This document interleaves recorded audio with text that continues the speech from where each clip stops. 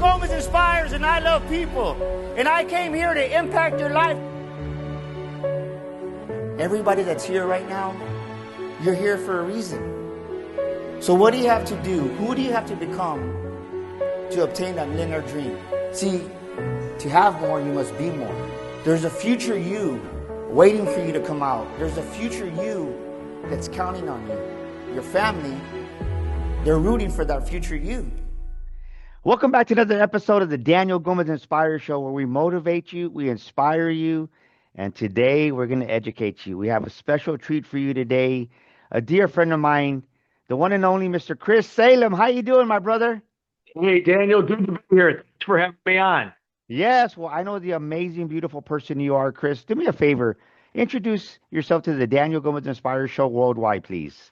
Thank you. Thanks for having me on. Well, Daniel, what I do is I'm an emotional intelligence and business communication expert. So what that means is I speak at leading industry B2B, B2C conferences and companies worldwide around this topic as it relates to several things. Team and leadership development, how it's used to communicate at a higher level based upon different personality, generational and cultural ethic types, how we can build more unity and engage for higher performance. It's also used for sales acceleration in terms of how we really, understand our audiences and how we can now connect with them even at a different personality, generational and culture at the time, where subconsciously that message is aligned to their challenge that can be better, the results they seek and to have to reduce the number of touch points to close more business. And finally, I also use this for customer experience and how we can use it to elevate the customer experience. And when there is more engagement at a higher level to have a better experience, you have more sustainability, you get referrals, and so on. And then I've also used this in a wide variety of ways to get buy-in from stakeholders, raise capital for startups, and also for revenue and profit acceleration. Well, what I love about you, Chris, is you always show up, right?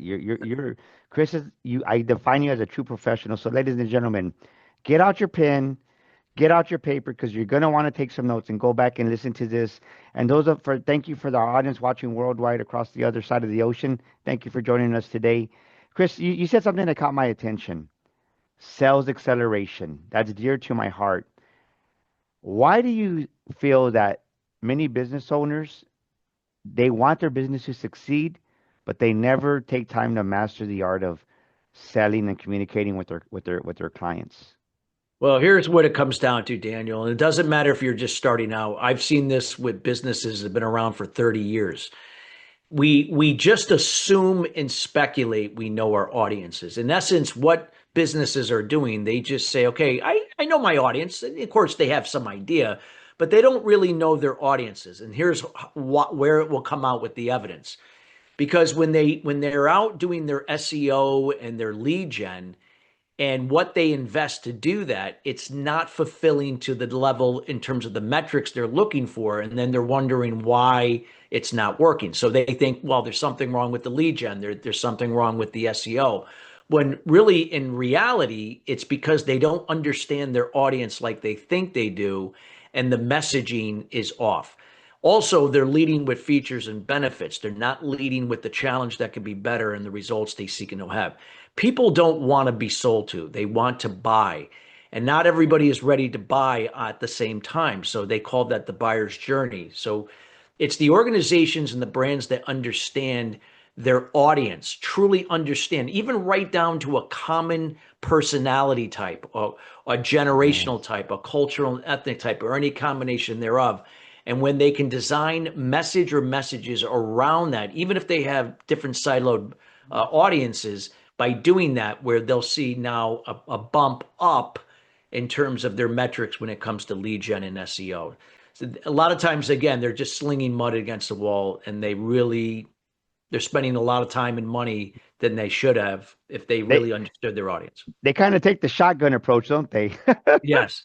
Well, that's what they're doing. They're just taking a shotgun approach, or like I said, they're just taking a bucket of mud, they're throwing it at the wall, and they're going to hope that most of that mud sticks versus slides right down, right back to the floor. So, ladies and gentlemen, write this down right now. Get out your pen and write this down. Do I understand the four dominant buying personalities? if you don't understand the four personalities of how they go about making a purchase or buying a decision, and you're selling them, you're speaking the wrong language, then you're going to lose them. So write that down.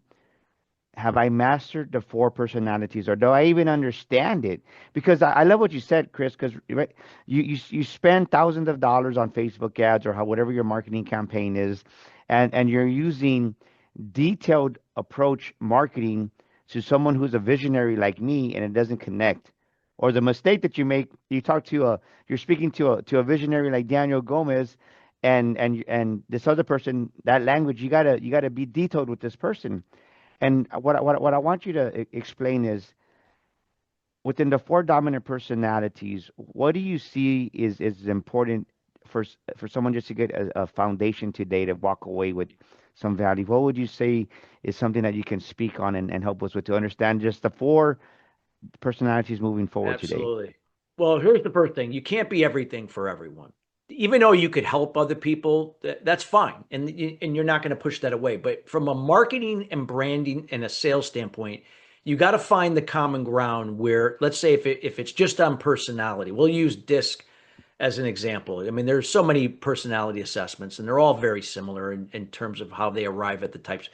But in essence, there's really kind of like two sides. There's task oriented people, and then there's people centric people. So you got to determine, is the bulk of your audience task oriented or are they people centric? So what that means is if they're task oriented, they lead in terms of processing information logically then emotionally. If it's people centric, they're oftentimes going to be leading with emotion then from a point of logic. Now, just because you're task oriented doesn't mean you're all the same. There are two types of task oriented individuals.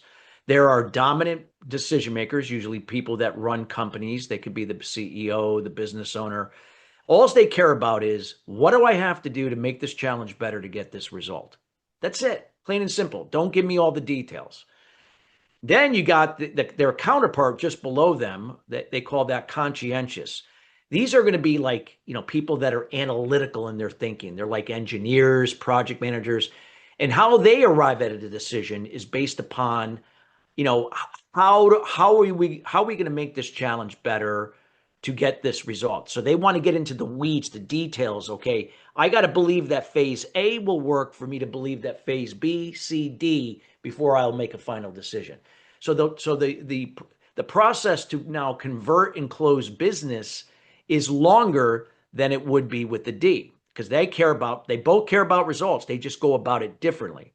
Now, when you get people centric sides, these are people like where we call influencers. They're just like dominant decision makers, except they lead with who it impacts. So before they generate the results they seek, they care about if it impacts myself. Perhaps it could be their coworkers, the people that work for them, their industry, their family, their community. That's most important first before the actual results. Then you Yes. get their counterpart, the steady, and these are people that are very systematic in their way of thinking. They're very similar to analytical, except they put people first. They're great team players. They're the people you want on your team to support you. If you're looking for them to make a decision, to take a calculated risk, to run the show, forget it, and it's not going to happen. But they are great champions to have that can lead you to the decision maker. But how they make decisions and buy in is also a longer process, like the conscientious type. Except here, they care about why are we doing what we're doing. If you don't get to the why, you're not going to connect with them. Just like they're just on the other side, the conscientious. If you don't get to the how, you're not going to connect to them. If you go up to the D, if you don't connect on the what, you're not going to connect with it. If you don't connect on the who with the influencer. So these are the things that a lot of people don't understand. They're all communicating like how I communicate to you is the same as I communicate to. What I Yeah, heard you say that again. I yeah. like the way you described it, right? So one is a who, one is a how, one is a what. So One do is a that one why. time. Yeah, one is a Yeah, why. So so think about, okay, this is D, the D box. That's what on the task side. Just below that is C, conscientious. That's how. Those are tasks. So task oriented people care about what and how. When you get the people centric, you got I's, they like who. And then when you got steady people, again, they're systematic in their thinking. Why? So you can see how Yes. who and why play to people, whereas the Mm. what and the how really align with the task. Now, is that going to impact how your messaging and how it comes across subconsciously when you lead with the challenge? Like when people go to my website, Daniel, sustainablesuccess.net, they're not seeing where it says Chris Salem, sustainable success can help you do this, this, this, and this. They're not going to, they don't even give a shit. Excuse my expression. They don't care. They What they don't. care about is I target a task oriented business owner. They care about what do I got to do? So the first thing they see is what if your business metrics unfolded in a narrative of continuous growth and profit? That's it. Question mark. That interrupts their thinking. A narrative of compounding revenue and net profit fostered through Mm. stronger team leadership dynamics and creating a valuable customer experience. I just told them what they have to do to get their results. Now, do you think they're going to know how to do that? No. But now I got their interest where now I can educate them, and I educate them, discover in this video how to make this challenge better to get these results. All you have to do, my offer, is put your name and email. I'm not asking them to book a call with me. I'm not asking them to buy my book. I'm just taking them. If you want the information, I need at least need to know your name and email. That goes right in my CRM. And now I can follow up 2 days later and say, I hope the information from the video really connected the dots for you. If there is specific information you would like that could help us further connect the dots, let us know. We'd be happy to provide that for you. Now, usually out of 10 people who do that, probably about 6 people will then will book a call to get more information. Now they care about what I do. Now they'll go and look at, oh, he does one-on-one coaching. He does group coaching. He does custom Yes. programs. See, if I lead with that, it's again throwing mud at the wall. And I Yes. gotta put that in front of so many people for maybe a couple people that it may stick. I've now reduced the number of touch points on my audience's journey to say yes, to convert and close more business. That's the secret. And when you can know your audience right down to that personality generate, that's the difference. And you'd be shocked. There are a lot of businesses that do very well, but they could Yes. be doing a lot better had they known this information. Boom, baby. Chris Salem right there. Look at that. Write that down, ladies and gentlemen. Do you know your audience? Be honest with you. If you can't be transparent and real with you in the mirror, do you know your audience? Write that down and take time to know it. It breaks my heart because I do a lot of corporate trainings. I do a lot of sales trainings, and people don't realize how crucial sales is in a business because without sales, there's no revenue. Without no revenue, then you can't cover the overhead. It's that simple. Well, it's, yeah. See, you're selling no matter what, Daniel. You have to sell your stakeholders. You have to sell the communities you do business in. You have to sell your employees. When I say sell, I'm not saying that you're selling. It's you're building rapport and trust. And without rapport, there is no trust. Without trust, there is not buy-in. And without further trust established, there's no respect. So with Yes. that being said, that's the winning formula for businesses that grow from the inside out. Starts from the inside out. That's why Yes. companies Well, like so Zappos are so big. I want to get your opinion on this because I say this all the time that leaders, CEOs, presidents make a mistake. They'll have a big, right? January just passed. They had a big old board meeting, spent thousands of dollars on bringing in a speaker, a trainer. They talk about the vision in January 1st, 2026, the first week of it, and then they never talk about it again. How important is it to keep that vision of the year in front of your employees, to keep the milestones, to talk? I have a saying: what you talk about, you bring about. Give us your perspective of that. How important it is to Have talk about the in from the vision. top down. I've done this with organizations. I worked with a 600-man commercial construction company started 3 years ago, and at the time I had a guy who saw me speak at a construction conference, and we developed a bond. He brought me in, introduced me to the CEO, and the CEO said, we have a lot of issues across the board. We have low retention, we have low engagement, we are not winning group bids even when we're the low bidder, and We're not sure why this is happening. And I already knew what was happening. And I said, it's an inside out approach. You're not communicating properly either to yourselves, then to others. And we got to start from the inside out. So we worked in groups of 8 people. I did this over almost a 3-year period. Again, we're talking 600 people. I couldn't coach 600 people at one time. That's impossible. Now, as a result of that, when we did this has got to be dripped over time. A 2-day training, a 1-day training, yeah, it's great, creates awareness. Out of 12 people that might go through it, you might get one possibly that sticks. And if it is, that's great, that's success. But it's usually one ear and out the other, and they go right back to what they usually know, and that's not getting them anywhere. When it's dripped over time with accountability, whether if you are the one as the outside consultant working with them to keep them accountable, or they are they've made a commitment for someone else to handle that internally, where they have daily huddles, where now they can be on the same page, they can reduce the number of assumption and speculation with the communication. By doing that, they see an increase in KPIs at the individual, team, and organizational level. And when they're tracking that, because numbers don't lie, they begin to see where things are improving. And that's where all that's going to roll to the bottom line with your net profit. And if your net profit doesn't increase, where it's above the industry average in the business that you're in, your valuation won't increase. And without your valuation increasing, you won't have interest for any other bigger organizations that may want to merge or acquire you, or let alone if you exit to buy your business.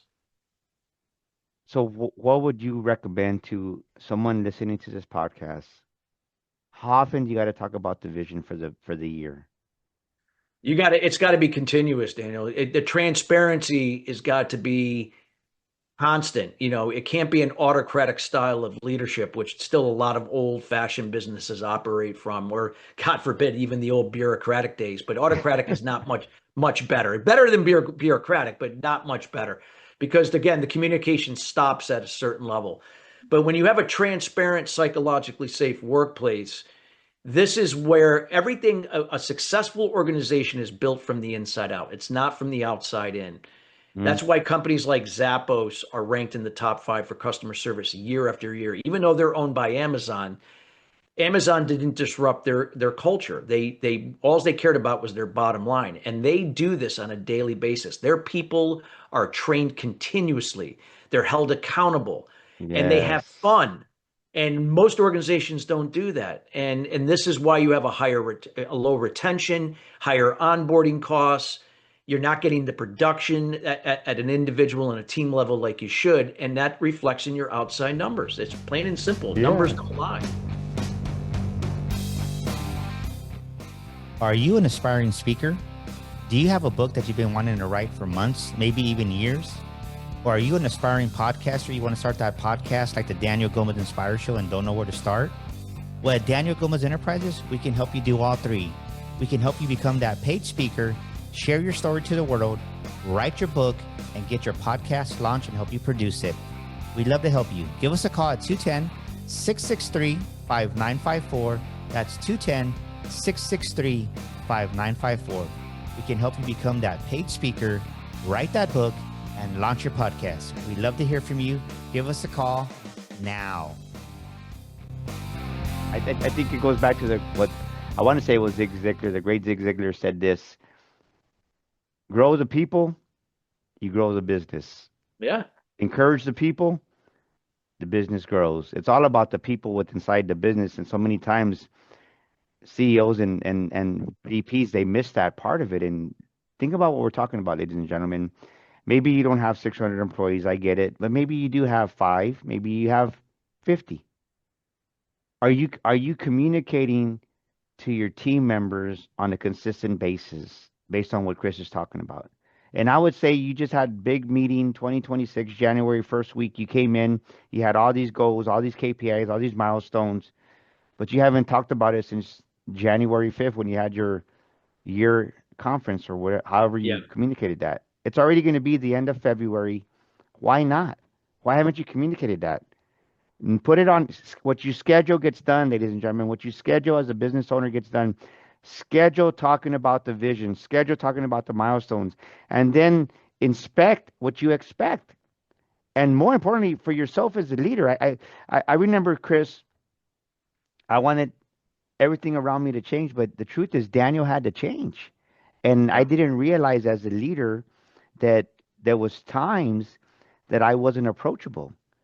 And you don't see that, but COVID did something when I was at home working from the home studio, and it's like when I came out to the world, it's different when you work with someone remote than seeing them every day, all day. Yeah. And I wasn't ready for that human interaction, and I can be transparent and real with me because there was times I wasn't approachable, but it took me time to acclimate. And as a leader, I wasn't approachable. So write that down. Am I approachable as a leader? Am I approachable as a business owner? Because if you're not, you no matter what you do, if your team can't relate to you, they're not going to engage with you. And they're going to have that small cooler talk or that small coffee shop talk within your own organization because you're not communicating with them. And I love what we're talking about. Let me ask you this. You travel the globe, you speak, and you're a top business coach. What's one of the two one give us one or two big problems you see out there with small businesses? We'll just say because a lot of our audience Yeah. is 25 people or less. What would you say are the two biggest problems you see in a small business of 25 people or less, Chris? I would say again, number one was what we talked about earlier, messaging. And that starts with how they communicate to each other. They don't understand each other in terms of how they process information. So there you have disconnect in how we understand our role and duties. We just assume we understand our role and duties. And when there's not cohesion with role and duties, we are letting expectations fall through the cracks rather than leading from intentions. This is what hinders productivity, efficiency, and of course, profitability.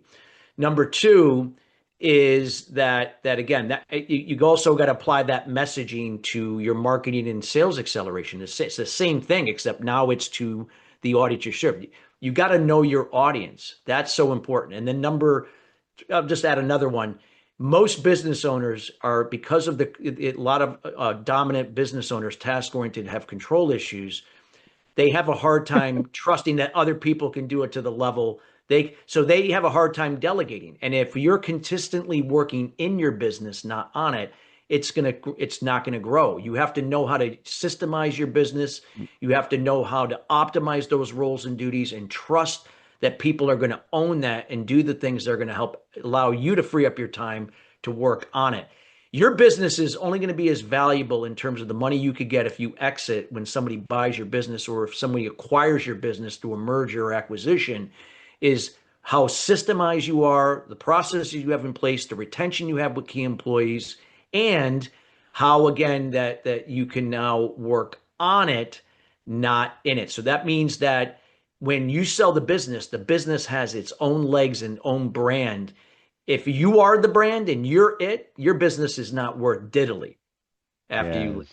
Yes. I'm smiling because of what you said. It's like, are you working in your business or are you working on your business? Yeah. So many business owners don't realize that there's a lid for their business. And the reason I was it's like we've all heard the term, Chris, helicopter mom, right? Man, look at that poor kid. Look at his helicopter mom hovering over him. Well, ask yourself this question: am I a helicopter business owner? Well, there are a lot of people like they do that. They believe me, I've worked with many small businesses, even trades like plumbing contractors, HVAC, and many times these owners have spent so many years building a successful like community-based Yeah. business.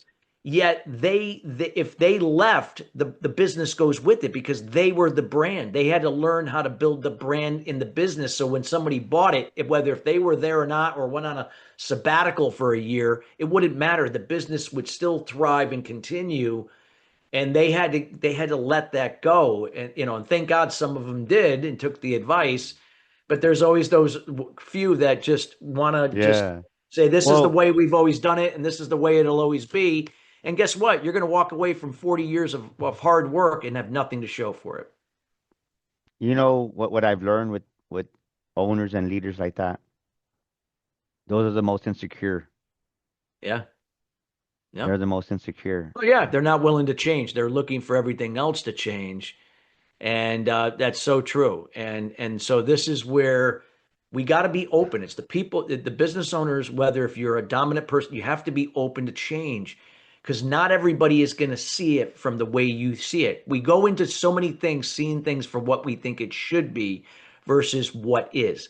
You know how many times as a successful business owner, I've had to now do things where I didn't personally agree with it. I saw it completely different, but I knew the consensus of the people involved said otherwise. So I had to say, okay, I'm going to find somewhere halfway to meet them where they are. I had to bite my lip. And again, it comes down to, would you rather be right or would you rather be profitable, rich, happy, joyful, Yes. or would you rather be right? Right doesn't pad your bottom line. Well, it's like a saying: the wealthy stay wealthy because they know something you don't know. Yeah. The wealthy stay wealthy because they know something you don't I know. just did this yesterday, Daniel, at this conference, and I actually had a guy come up to me yesterday who was very old school. He was like in his early 60s, probably going to be on his way out in another 3, 4 years. And he goes, I've been a hard ass for my whole life, and I wondered why so many young people I keep butting heads and pushing away at my business. I got to change. And I said, yeah. I said, they got to change too, but you can't control them. Only you control yourself, but you got to start with you to be the example. And he goes, wow. And hopefully we'll see what happens. That I'm talking to the guy, next week. So we'll see what happens with Yes. that. Well, let's switch it up a little bit. What is Yeah. the best business advice you've ever received, Chris? I mean, I've received so many from mentors. Some people that some of you don't even know who they are. I mean, you don't have to be famous to receive best. So I'm not going to quote like just these, guru type, that we're all used to doing.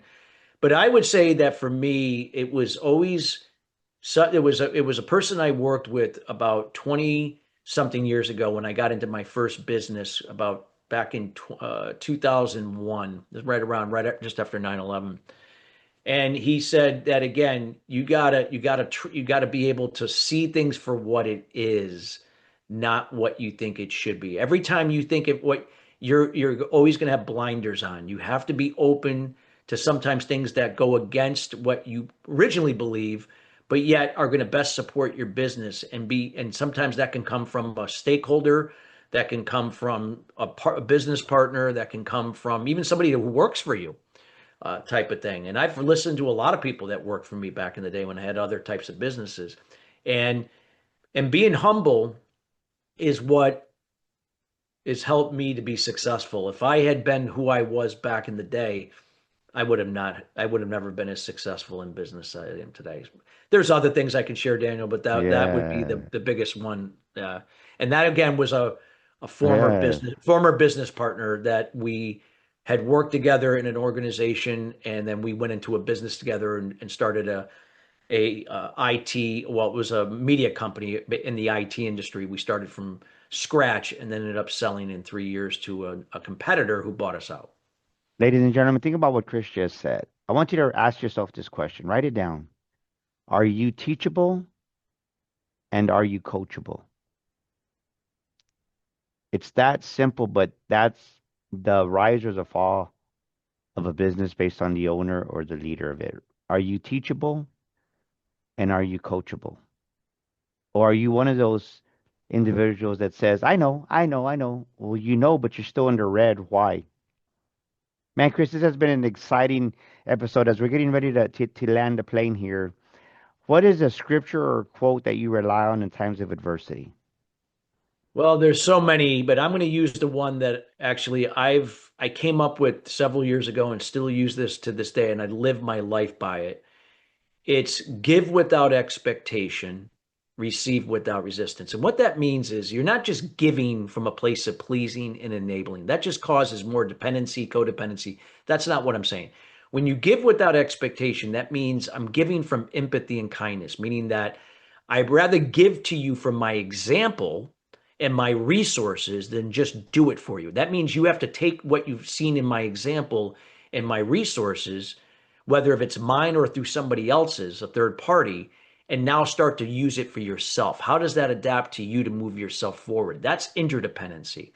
Now, when you fill your cup up from that, when you receive that, receive it without resistance. So when I give without expectation from empathy and kindness rather than please enabling, when it comes back to me from somewhere else and I know it's good for me, whether it's spiritually, financially, socially, all the 8 pillars of wellness, I receive it without resistance. Fill my cup so I can, like a boomerang, give it right back again. So it's called the law of prosperity. You just every time you fill up, you give it back out, replenish, give it back out.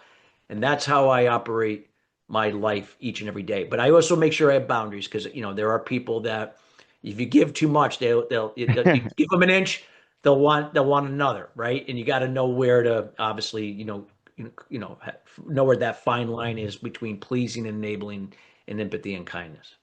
Boom, baby. The one and only Christopher Salem. Chris, how can somebody connect with you, Chris? They want to connect with you. They can connect with me. My 2 websites are sustainablesuccess.net. That's our business consulting acceleration platform that we utilize. I also have ChristopherSalem.com. That is my subject matter expert in speaking site. If you're looking for someone to speak, I speak at a lot of industry conferences worldwide. That's how I create a rapport and trust with the audiences that end up working with me. It starts with the speaking. But best place you connect with me on LinkedIn at Christopher Salem, and then you use one of my emails, chris@ChristopherSalem.com. Love to always meet people, and there's no obligation with me. I just love to get to know people. It's all about the relationship first. Well, Chris, thank you for spending time with us here on the Daniel Gomez Inspire Show. And ladies and gentlemen, thank you for tuning in and making us one of the top podcasts worldwide. Go out, get your copy of our latest new book, The Millionaire Mind Language, Words That Create Wealth. Your words are more powerful than you realize. We can't have weak language and expect winning results. Let me say it again. You can't have weak language and expect to win in life and in business. So go get a copy. It's on Audible. And until next week here on the Daniel Gomez Inspire Show, we'll see you next time with another amazing guest. Study your notes. Go back and watch this episode and share it with a friend. Until next time, we'll see you on the Daniel Gomez Inspire Show. Thank you, everyone. Everybody says with me, I am of God's economy. No one's going to buy your product. No one's going to buy your service until they buy you first. I'm not up here because I did it. I'm up here because greater is the power behind me, which is Almighty God, than any task in front of me. Say this, I must open my heart to receive the message. See, the change has to happen here before it happens here. Because if you're here and you don't open your heart to what God has for you today, you're going to miss it. I want to anchor this in your heart. I want to anchor this in your soul. I'm going to leave here today with my heart empty because I'm going to pour it all into you.